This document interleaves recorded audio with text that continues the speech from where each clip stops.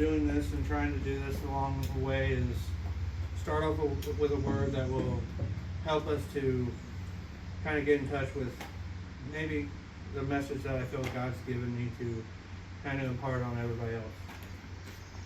And the message I felt like I was given today was about loneliness. Now, we've all dealt with loneliness, and whether we've been in situations in relationships, because we can be in those situations where we just feel like we're alone, even though we're with somebody.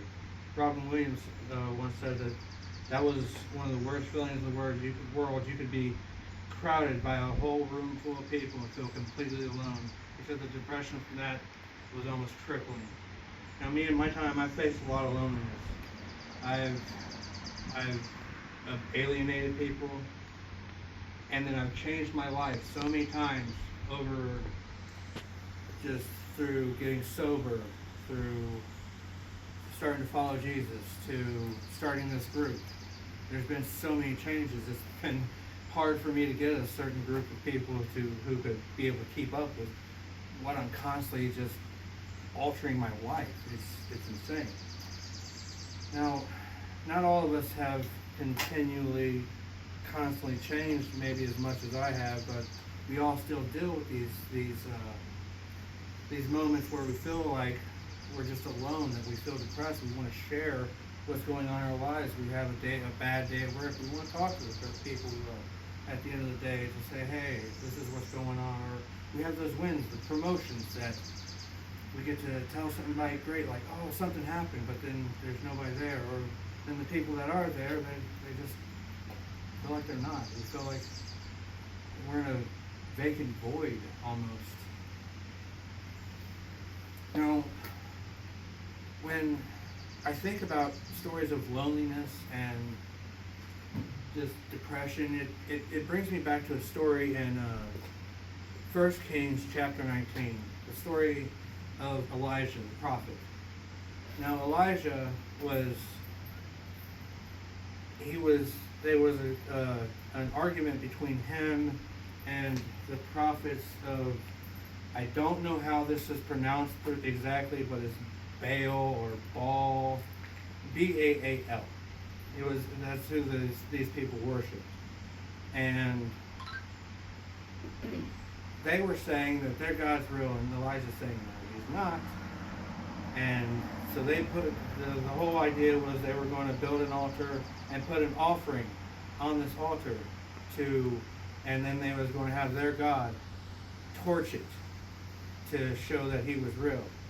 And they put the offering up there, and they were praying, and one of the ways they would pray and show dedication to their God was by cutting themselves.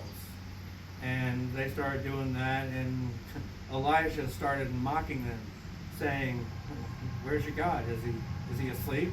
Is he on the toilet? What's going on?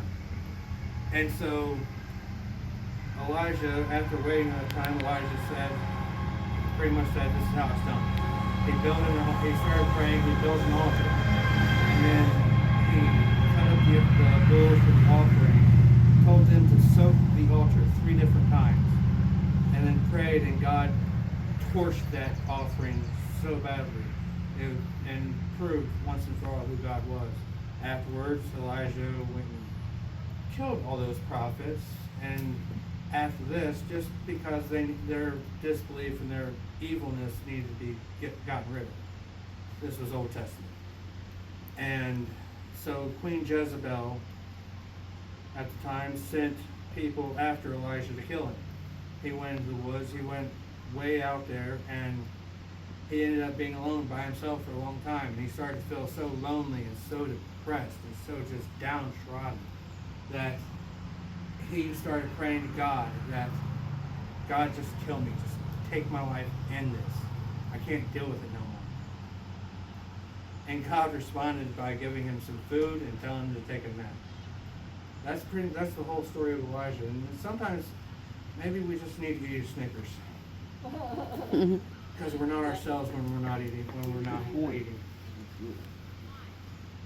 Now, these issues can come back to us, and it can kind of relate to how we feel, to where that spirit of just wanting to be done with it all can take over us. But it's in these times we must rely on God to realize that He is our provider.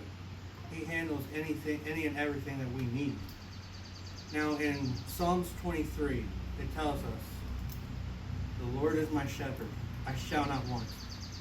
He leads me, or He makes me lie down in green pastures. He leads me beside still waters. He restores my soul.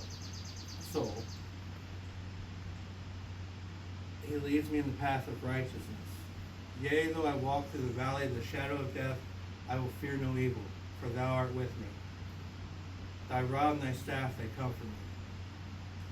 This is plainly and simply telling us that God has our back in any and everything we are doing if we turn to Him. And then when Jesus came and died on the cross for us, He left something for us.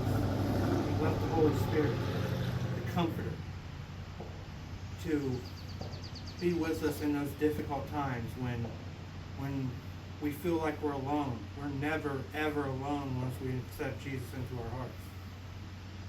We have that Spirit that is in us. So I don't know where everybody's walk is right now. I don't know where everybody stands, if you're backsliding, if you don't know Jesus at all. But accepting Him into your heart will just completely start to make all that depression, that anxiety that comes along with being lonely, He will take it away. And He will make you feel, and He will start to make you feel whole again. It's not a quick process. I will never say it's a quick process, but it does change, and things get better and better and better over time. So as we walk today, if you don't know who Jesus is for you in your life, or where you stand with Him, this is something we can discuss and try to figure out a better way to get you back in closer with the Holy Father and with the Holy Spirit.